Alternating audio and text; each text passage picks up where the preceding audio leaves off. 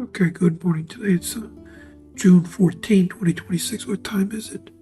10:23 a.m. I always like to document the day and time. It's Sunday. It's 97 degrees outside in Vegas, going up to 110 today. I don't say that to bemoan the point of living in the desert. It is hot. It's the middle of the summer. You expect it. It just kind of restricts how long you stay outside. Really like sitting on the back porch in the morning, listening to the birds chirp and fly through the pine trees of my neighbor's backyard. It rains pine straw in the backyard. I have to rake up. But nonetheless, it's a place for nature to occur. Got grackle birds, sparrows, mockingbirds, and there's a predator here too. I think it's a falcon. I haven't got a good look at it, but I've seen it flying high, and it destroyed a white pigeon in the front yard not long ago. White feathers all over the place. To sit out there with my fan. I've got a fan that has a misting capability, so turn on the fan, turn on the mister, and position this right, and this nice cool mist flows over and evaporates. It's comfortable, even when it's over 90 degrees outside, but 97 already? No way, man. So I'm sitting out there drinking coffee, listening to the birds. I've been reading some books. My Kindle. Don't actually have a book anymore. This cell phone thing with an app, and I've got probably 100 books in my Kindle account. Some of them just for library purposes, but most of them I have actually read. I'm reading one now called Dharma Bums that Alan was really interested in. And out of boredom, I decided to read it just so I'd have something to talk to him. I like to watch YouTube and TikTok videos. It just passes the time. Follow news items. Try to stay informed. I always watch the afternoon news, national news and local news to keep abreast of current events. Used to get up every morning, go outside, retrieve the newspaper, the Pensacola News Journal, spread it out on the table in the morning with a cup of coffee, and smoke cigarettes when I lived in Pensacola. Then go to work. But I've always been informed. I think the part about the newspaper as opposed to digital media is that, you could pause just like you can, I guess, with social media, come back to it later.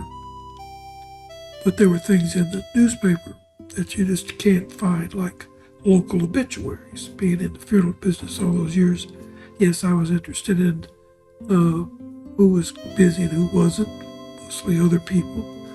We didn't have a second-rate funeral. We had pretty nice buildings, qualified staff, and did a pretty good job. But the locations of McNeil Keys Funeral Home just didn't thrive after many years. Cedar Hill was just really getting its grounding when my dad finally sold it out. So, I could keep track of all the local people who were dead and dying. Some of them I knew, some of them I didn't. You could read the editorial page, and I would often, seldom, but write to the newspaper editor about topics. They would print them with all the typos that I had in them sometimes. So, and then the comics, I always enjoyed reading the comic page. I thought that was fun, keeping track of the antics of some of my favorite characters. I always liked Beetle Bailey for one thing. Family Circus. Blondie was my favorite, though. I really enjoyed Blondie. In fact, for a long time, I would cut out the Blondie comic strip, and I had a big, thick stack of them like this. I don't know why, but, I enjoyed those comics. I like the art of it, I think, as much as anything. Crossword Puzzle, the local one, and also the New York Times. The one ads, the regular ads from the businesses, sports a little bit. And then there were these two big pages of stock reports showing options prices, which knowing what I know now about it, seemed totally foolish to be tracking options pricing in a newspaper. But anyway, newspapers persisted. The internet came alive, but when I went to Chicago, I would still buy the Sun Times at the train station before I'd go take the commuter trains to work. And I would work the New York Times crossword puzzle and read it. The Sun Times was convenient because it was a tabloid-sized newspaper, as opposed to the Sun Times or the Tribune, which was a big-sized newspaper. I think the Tribune probably had a better reputation than the Sun Times, but Sun Times was really convenient. And stick it in my briefcase, and then on the way home, then I would finish the crossword puzzle and mess with it. 35 cents a day. Sometimes that's all the money I spent in a day. Once I went out to lunch, especially when I was poor, walking and trying to struggle through paying off child support. And then, moved to Romeoville, driving my car to work, and that was the end of the newspapers. And I don't think I ever subscribed to the newspapers when I lived in Romeoville. Certainly not in Carlsbad and not in Houston either. Notice that by now, the time I moved to Vegas, which was, goddamn, it was 2018, 8 years ago already, the newspapers had just faded away. And everybody gets on their cell phones and reads news from TikTok, Facebook, social media websites. I know the major news organizations post news there too, but internet news is flooded with a bunch of less than legitimate news sources, biases, quack sites, I don't know what to call them. Yellow journalism, they used to call it. Tabloid news, crap, mostly rehashed, burned out news. And I do listen to NPR in the morning and read all the news cycles off of from the legitimate places, Reuters, AP, Washington, New York Times. I think between all that you get a sense of what's going on with people. Current events, but I like keeping up with current events, and at least knowing what's going on and opinionated about it too, online, especially when it comes to hot political issues. And the one recently last longer than I wanted was Donald fucking Trump.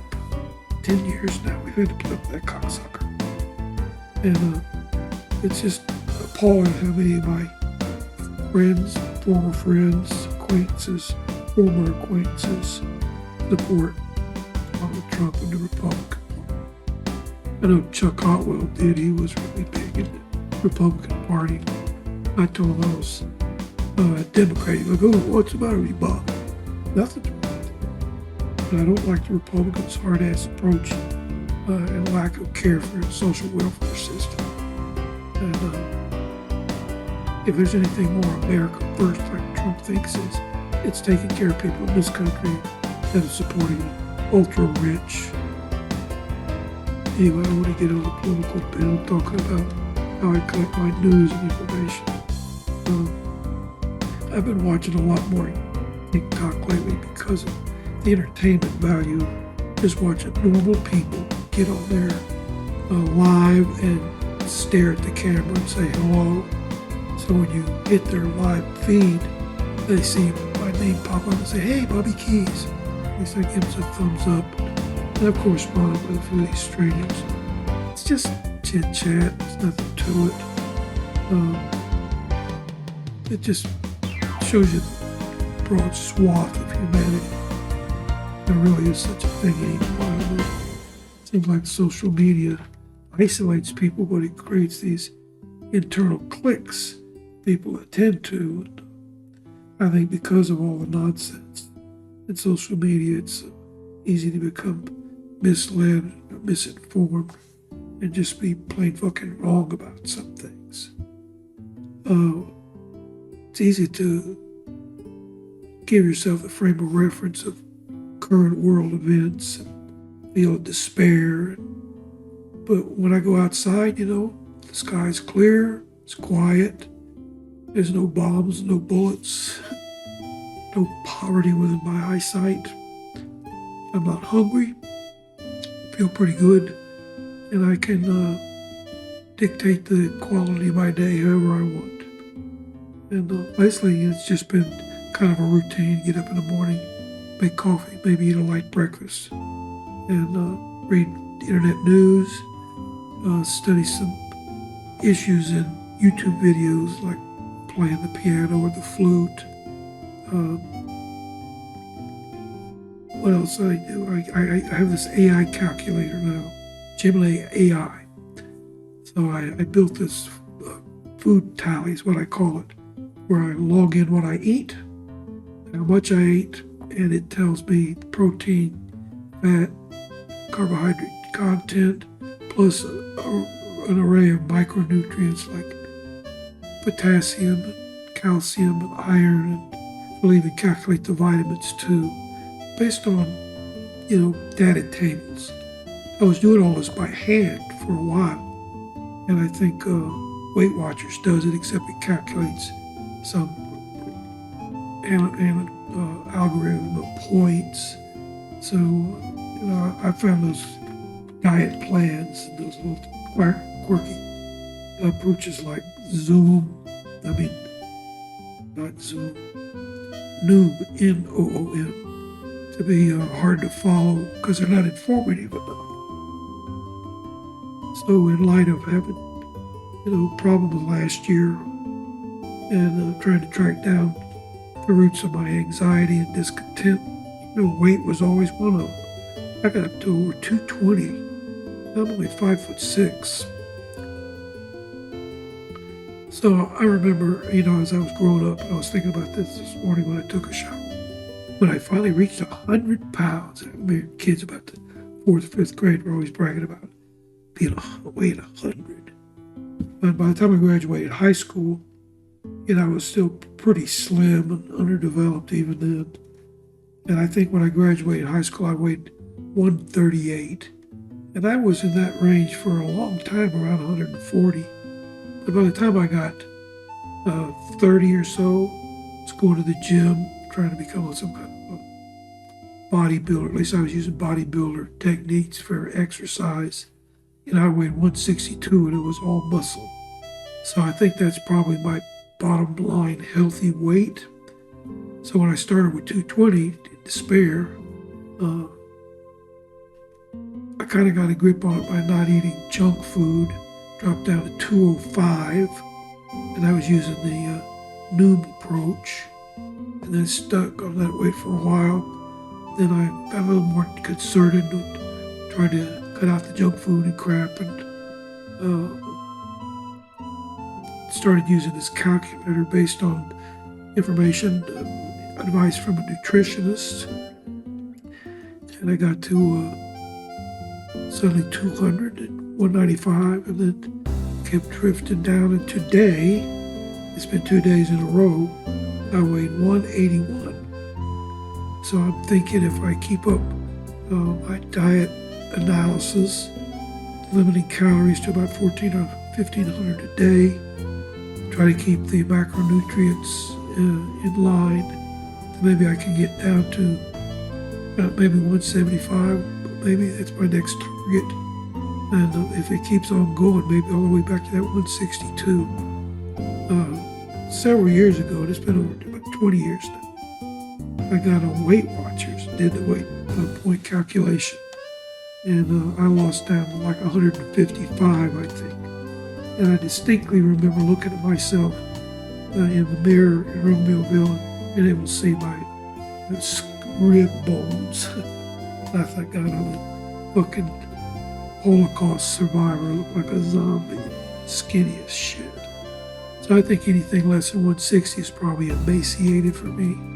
I just want to get to a bottom line weight of that's healthy and sustainable. It's not considered obese. I think what really steered me toward all this is the first time I heard out of a doctor's mouth that I was pre-diabetic.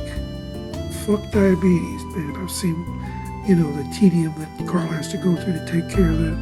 My mother was type 2 diabetic too. So I'm trying to be smart about it. So staying informed is what I'm talking about, with social events, staying informed with my hobbies, and staying informed with my health. Probably creates an environment which leads to a lot less anxiety, anger, disenchantment, fear, probably arrogance too. So easy to think. I have to fall back on this idea of how smart I am.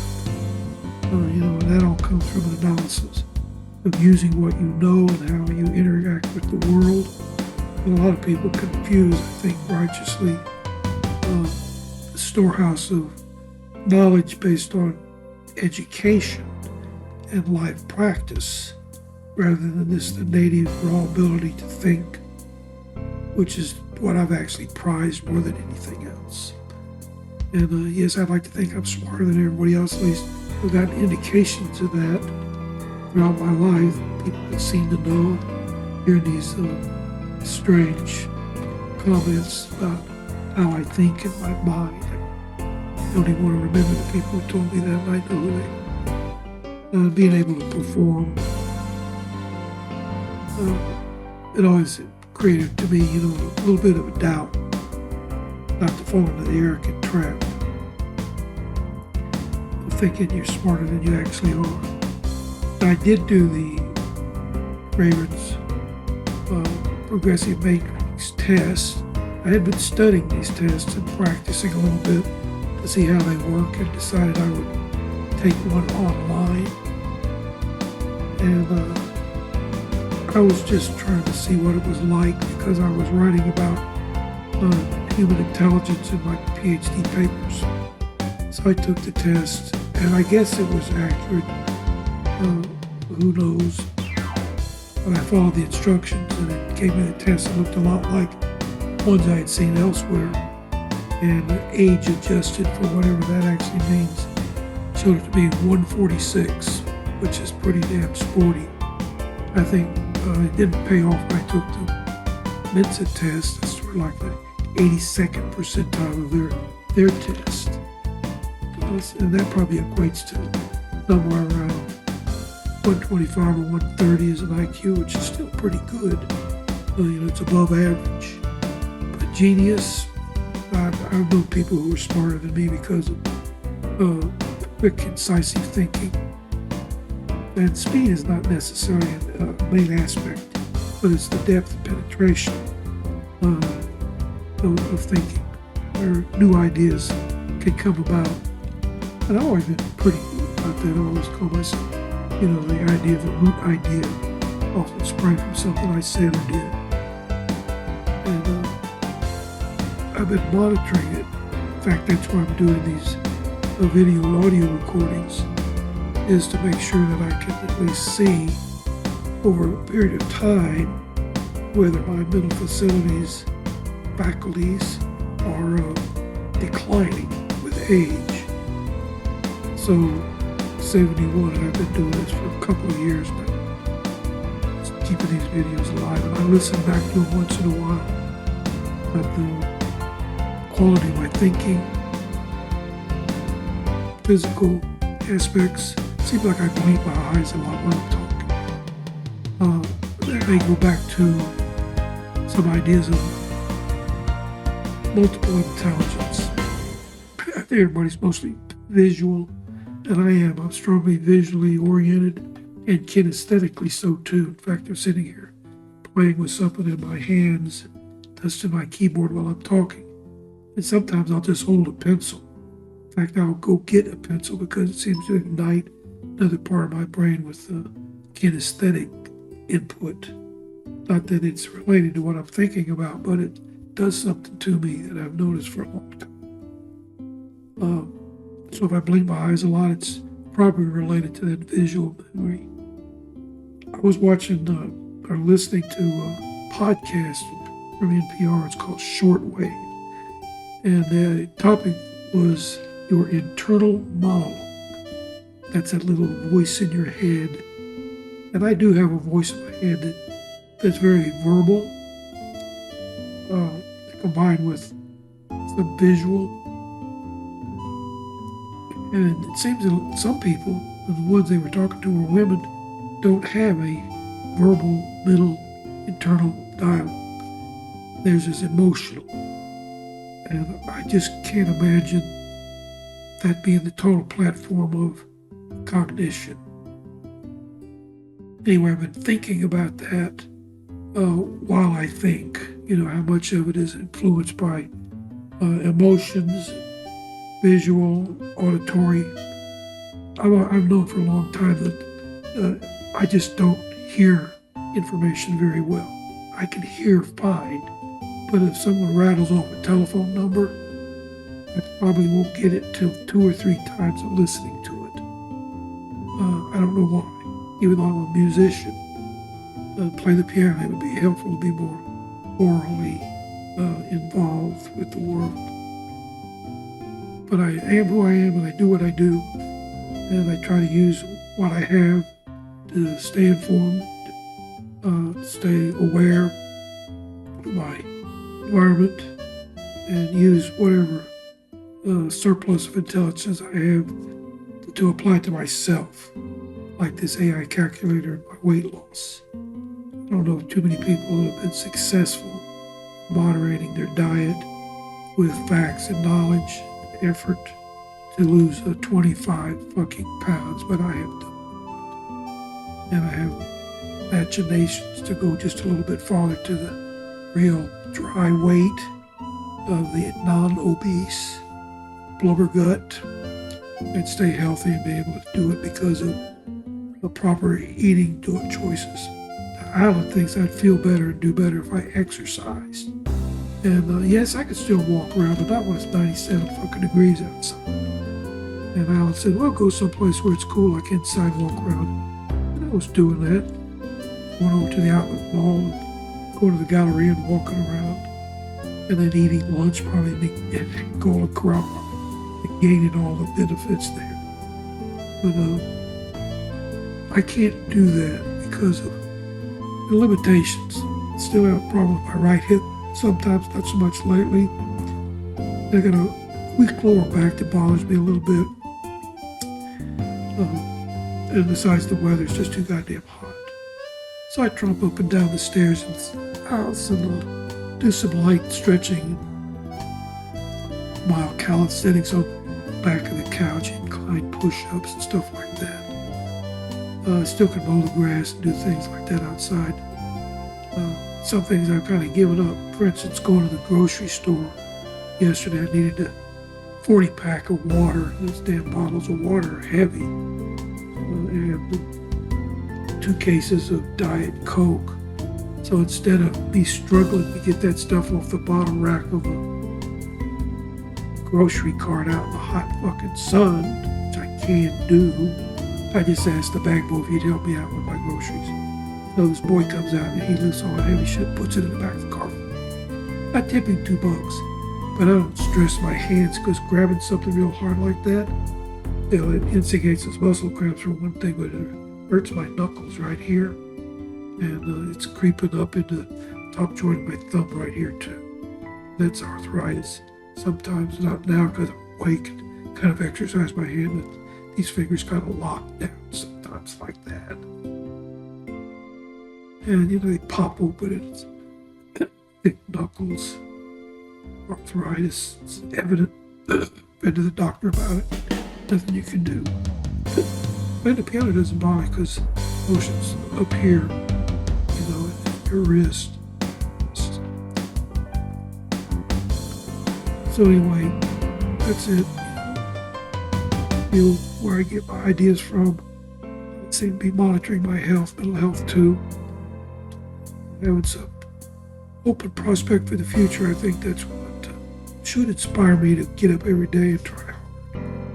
Still working on the screenplay of Leroy Jordan. This is draft 1. Went through it several times to get out all the typographical mistakes and formatting mistakes. And I iron out all those little bugs that have nothing to do with changing the story.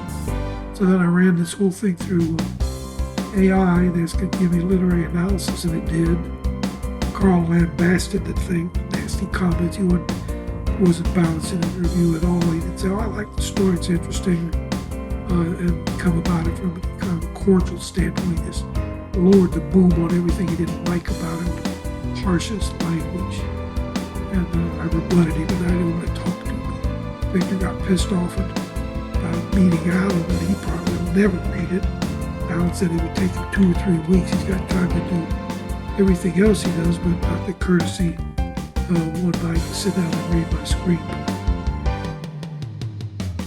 Anyway, in light of the comments I got from AI at least, and some of my own trepidation when I say that about the story, I've got these tabs here to indicate some of the key plot points, and I'm thinking about changing it up just a little bit to even out the drama. A lot of things happen suddenly, but Gerald gets hurt driving the bulldozer, runs over Granny and damages the tree. And then later, almost right on top of that, Leroy burns down Granny's house. I think I'll set burning the house down a little bit later. I'll make sure I don't have it mixed up before Leroy steals the property. I want him to burn the house down after he steals the property, not concurrent with it. And I want him to burn it down as a way to force Jane into his hands. That'll make her division from Cowboy when she gives Leroy the benefit of the doubt. Anyway, I'm branching off the subjects here, but yes, that's one of the kind of things that gives me hope and promise for every day now is refining my creative efforts. I've got 1/3 of a stage play written. It's called Blue Heart, which I had started several years ago when I thought I was finished with Leroy Jordan. I think that story's got some value to it. I'm going to continue to bring that one up to speed. But yeah, I got shit to do. Trying to feel better, trying to take better care of myself, and give myself something to look forward to.